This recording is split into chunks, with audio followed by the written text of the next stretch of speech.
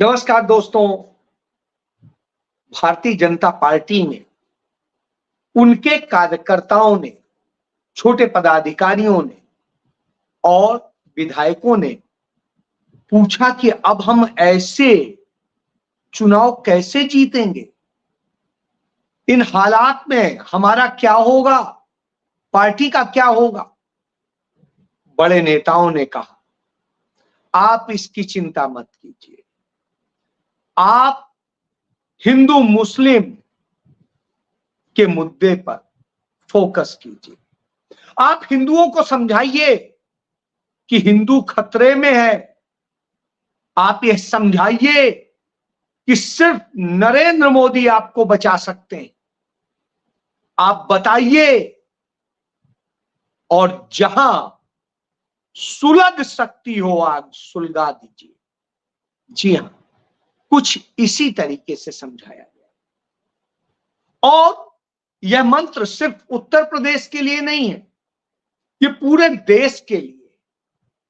महाराष्ट्र हो, मध्य प्रदेश हो, उत्तर प्रदेश हो, हरियाणा हो और जो भी राज्य हैं, झारखंड हो, जहां पर भी चुनाव, वहां पर यह आग भड़कानी है। जम्मू कश्मीर को यह बताना है कि यदि तुम हमारे हिसाब से नहीं चले तो तबाही होगी, शांति नहीं आएगी। इस तरह के खेल अभी देश की लोकसभा के लिए चुनाव हुए। उत्तर प्रदेश में सबसे ज्यादा 80 सीटें, 80 सीटों पे जब चुनाव हुआ तो उसमें भारतीय जनता पार्टी को 33 सीटें मिली। उनकी सहयोगी अपना दल को 1 सीट मिली, 1 सीट मिली आरएलडी को। ये दोनों सहयोग से लड़े। समाजवादी पार्टी, कांग्रेस ने परचम लहरा दिया। समाजवादी पार्टी के इतिहास में इतनी कभी सीटें नहीं मिली थी, उतनी आ गई। कांग्रेस जो 1 सीट पर थी वो 6 सीट पर आ गई। स्वाभाविक सी बात, उपलब्धियां तो थी, लेकिन इन सारी उपलब्धियों के बीच सरकार तो नहीं बनी। यही तो हमें लाभ उठाना है कि हमें यह कहना है कि मोदी जी ने इतिहास रच दिया, तीसरी बार प्रधानमंत्री बन गए, पंडित नेहरू के बाद अकेले वही हैं। और यह बताना है कि उन्हें देश में लोग सबसे ज्यादा पसंद करते हैं, इसीलिए उनके ट्विटर में फॉलोवर सबसे ज्यादा हैं, दुनिया में सबसे ज्यादा है। सबने कहा जी, क्या क्या करना है समझ गए। अभी मथुरा है, अभी और भी हैं, और वो न बचे तो तमाम जगह दरगाहें हैं, तमाम जगह दूसरी और चीजें, उन पे शोर मचाया जा सकता है। अभी मध्य प्रदेश में मच ही गया है। धार जिले में भोजशाला के नाम पर पूरा बवाल किया गया है।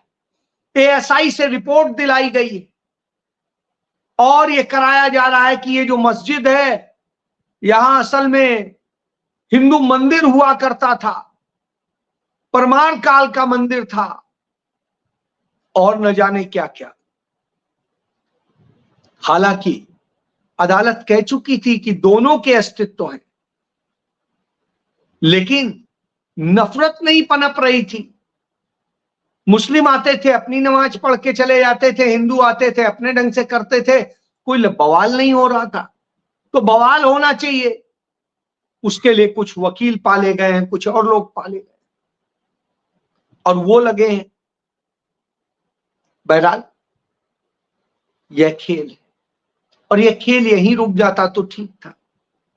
हम देख ही रहे हैं मथुरा में जो चल रहा है, लगातार मुकदमे और दूसरी और सारी चीजें हम देख रहे हैं, वाराणसी में जो चल रहा है। तो इन सब को उभारना है, लोगों को बताना है। जब यह बात समझा रहे थे जेपी नड्डा, तो कार्यकर्ता बड़े ध्यान से सुन रहे थे, पदाधिकारी सुन रहे थे। ठीक है, क्षेत्र में जाकर चुनाव परिणामों पे चर्चा नहीं करनी है, होने भी नहीं देनी है, उन कमियों पे बात नहीं करनी है, बात नहीं करनी है लोगों के दर्द पर। सिर्फ बताना है मोदी जी इतना अच्छा चला रहे और आप यदि उनके साथ नहीं आए तो खत्म हो जाएंगे, हिंदू खतरे में, मुस्लिम बढ़ आए। इस तरह से वो चुनाव जीतना चाहते, यह राजनीति देश को देना चाहते हैं। महाराष्ट्र में कोल्हापुर में जो किला है वहां पर एक दरगाह है, उस दरगाह को लेकर के विवाद खड़ा किया जा रहा है। उसको लेकर के संभाजी जो है वो लगातार विवाद खड़ा किए हुए, जो छत्रपति संभाजी, और वो अपने ढंग से उसको बखान कर रहे हैं। क्यों? क्योंकि भारतीय जनता पार्टी ने एक हवा दे दी, लेकिन कोई यह बात नहीं कर रहा है कि उस हिंदू धर्म में जिसकी आप बात करते हैं उसके सिर्फ 12 ज्योतिर्लिंग है, और ज्योतिर्लिंग कौन कहां है यह बताया गया है। जैसे सुन लीजिए, सौराष्ट्रे सोमनाथम च श्रीशैले मल्लिकार्जुनम उज्जैनिन्याम महाकाल ओंकार ममलेश्वरम परलाम वैद्यनाथम जटाकिन्याम भीम संक्रम सेतु वंदे रामेशम नागेशम दारुका वने वाराणस्याम तु विश्वेशम त्रयंबकम गौतमी तटे हिमालय तु केदारम घुस्मेशम च शिवालय एतान ज्योतिर्लिंगान सायं पता पठन सब जन कथम पापम स्मरण। मतलब ये जो ज्योतिर्लिंग है किस जगह है, कौन सा है, वो बताया गया, स्थान तक चिन्हित किया गया है। लेकिन अब नकली केदारनाथ दिल्ली में बनाया जाएगा। और नकली केदारनाथ क्यों बनाया जा रहा है? क्योंकि असली केदारनाथ से 228 किलो सोना गायब है। यह बात मैं नहीं कह रहा हूं, यह बात हिंदू धर्म के सबसे बड़े पुरोधा आचार्य शंकराचार्य जी ने कही है। शंकराचार्य अभिमुक्तेश्वरानंद जी महाराज ने इस बात को कहा कि इस पर क्यों नहीं चर्चा हो रही। इतना सोना केदारनाथ जी के मंदिर से गायब है, ज्योतिर्लिंग है, भगवान शिव का है। जब महाप्रलय आई थी उत्तराखंड में तो सिर्फ शिव ने उसी मंदिर को बचाया था, बाकी सब तबाह हो गया था, साफ हो गया था, जो प्राकृतिक रूप से गंदगी फैलाई गई थी। समझिए तो प्रभु जब साफ करेंगे तो सब साफ हो जाएगा। यह बात समझाने की वो कोशिश कर रहे हैं, वो बताने की कोशिश कर रहे हैं कि आप कैसे हिंदू हो सकते हो कि जब आप दूसरों के हक पे, दूसरों के न्याय पर डाका डालते हो तो आप नहीं हो सकते हो। आपने जिस तरह शिवसेना में तोड़ करी है, अनैतिक तरीके से तोड़ करी है, तो आप हिंदू हो ही नहीं सकते। लेकिन चुनाव जीतने के लिए बेचना है, धर्म को बेचना है, वह खेल चल रहा है। ये सारे जब खेल चलते हैं तभी चर्चा होती है, और उसी चर्चा के बीच में आता है कि किस तरीके से पार्टियों को तोड़ करके और गलत तरीके से किया गया। पिटीशंस लंबित हैं, चाहे शिवसेना की हो चाहे एनसीपी की हो। यह आपातकाल नहीं है कि सुनवाई नहीं होने दी जा रही, यह आपातकाल नहीं। तो समझाते हैं जेपी नड्डा कि अब यह चर्चा करो जाके कि आपातकाल में ये हुआ था, आपातकाल में वो हुआ था। लोगों ने कहा बहुत सारे लोग जानते हैं कुछ नहीं हुआ। तो कहते हैं अरे हम बता रहे हैं ना आपको कि ये हुआ था, आप लोगों के दिमाग में भर दीजिए। आज कौन है जो देखा हुआ है? पता ही नहीं है। जो 40-45 साल का व्यक्ति है, 50 साल का। सही बात कह रहे। और जिन्हें पता है वो अपने में ही मस्त है, व्हाट्सएप यूनिवर्सिटी में घूम रहे हैं। तो आप समझ लीजिए तो ये स्थिति क्यों आ गई कि भारतीय जनता पार्टी को यह रास्ता अपनाना पड़ा। यह रास्ता अपनाना पड़ा है कि अपनी कमियों, अपनी चीजों, अपनी हार की वजह नहीं तलाशेंगे। ये कहेंगे वो भाई बहन पढ़े लिखे अनपढ़ हैं और दूसरे को बोलेंगे कि कांग्रेस भस्मासुर है।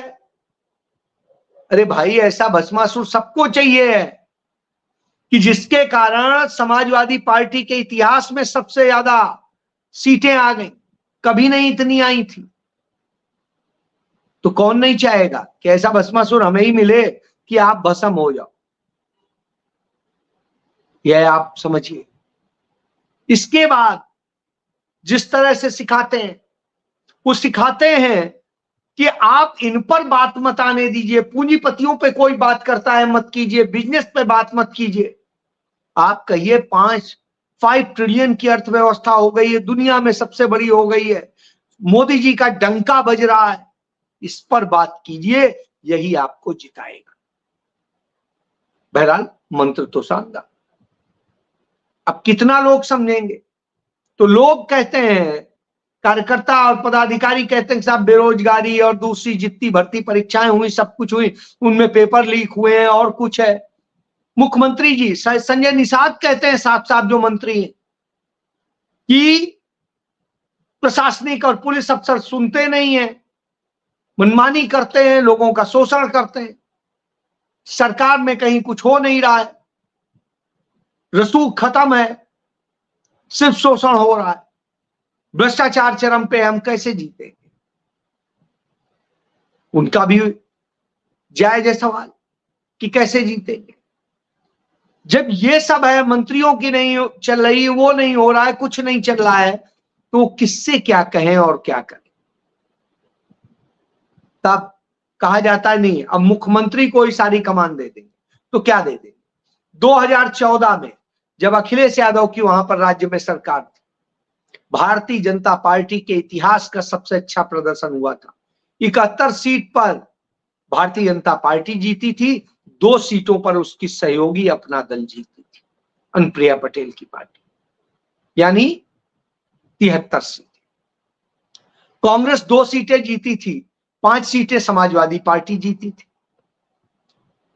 2019 में जब लोकसभा का चुनाव हुआ तो भारतीय जनता पार्टी 61 सीटें जीती, 62 सीटें।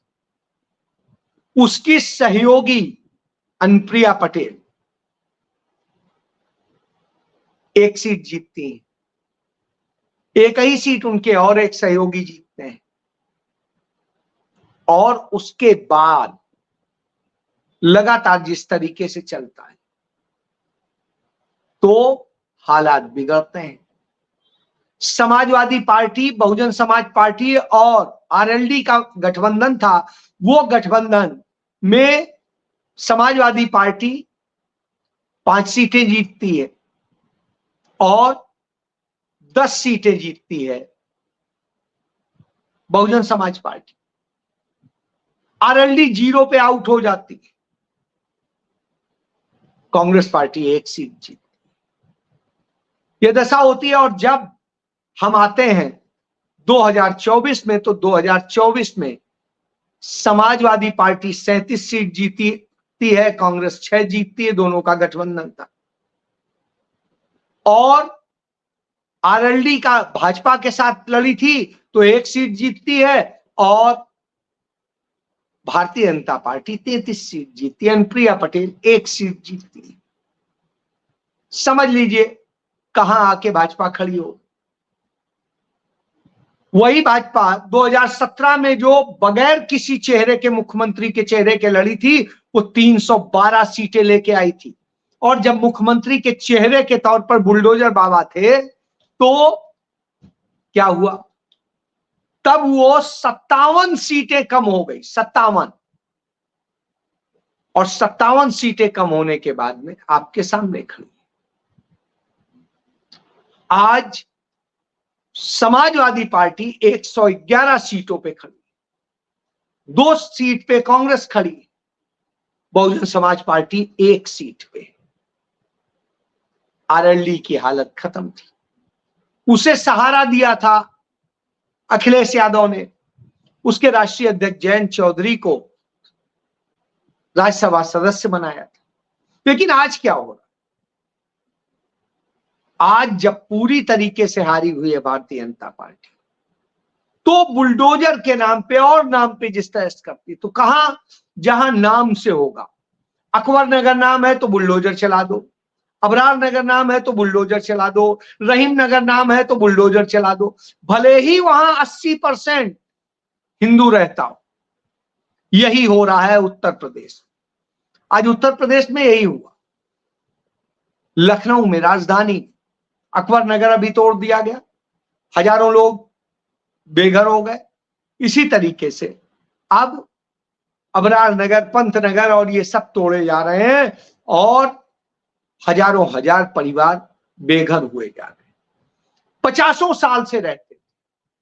मुरादाबाद में आप देखिए, 1940 में सरकार ने ईसाई समुदाय के लोगों को वहां पर शिक्षा, अपने कार्य करने और रहने के लिए जगह दी थी।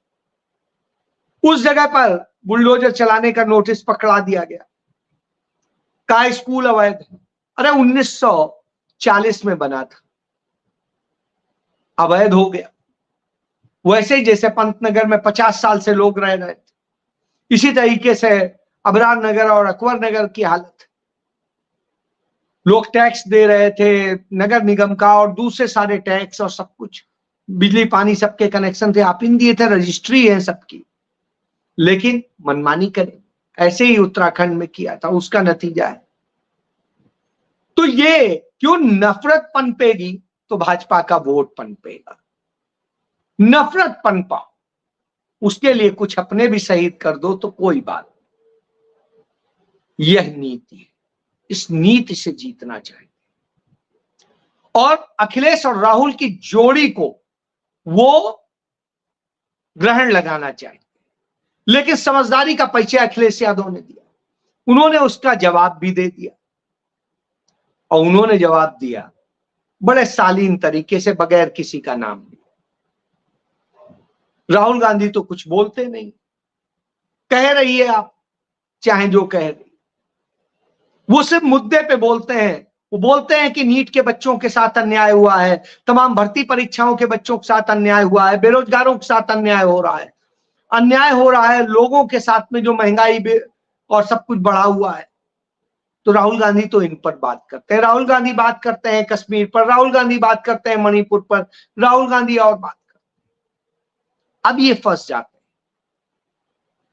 इसलिए चाहते हैं कि यह गठबंधन टूट जाए। गठबंधन टूट जाएगा तो दोनों खत्म हो जाएंगे, और इसकी पूरी साजिश रची जा रही कि चुनाव जीतने के लिए यही एक तरीका है। तो आदित्यनाथ कहता है कि बहुत उछल कूद मचा ली अब विपक्ष ने, अब कुछ नहीं करने देंगे। तो जब ये कहते हैं कि कुछ नहीं करने देंगे, तो आता है कि मौका आप नहीं देंगे, मत दीजिए। कौन कह रहा है उछल कूद करने? उछल कूद तो आप कर रहे हैं, अभी तक डिसाइड नहीं कर पाए कि हार की वजह क्या है। तो आप नफरत की प्रयोगशाला फिर झोंकने के उसमें शुरू कर चुके हैं, लेकिन अब जनता नहीं समझने को तैयार है आपकी बात। और जनता अब यह चाहती नहीं, वो चाहती हमारी बात करो। अब बुलडोजर हमें नहीं चाहिए, क्योंकि बुलडोजर हमारे ऊपर चलता है या उसके ऊपर चलता है, चलेगा जब। तो इसलिए अब जनता से डर गए हैं योगी मोदी, तो अब इस तरह की हरकतें हो रही, ना पूंजीपति काम आ रहे हैं और ना नफरत काम आ रही, क्योंकि मोहब्बत की दुकान लगातार बढ़ती जा रही और मोहब्बत ने नफरत को की आग को ठंडा कर दिया है। कुछ ही नफरती लोग आज तक के बाद के इतिहास को देखेंगे, कभी भी 20% से ऊपर नहीं गए नफरती लोग। तो क्या करोगे?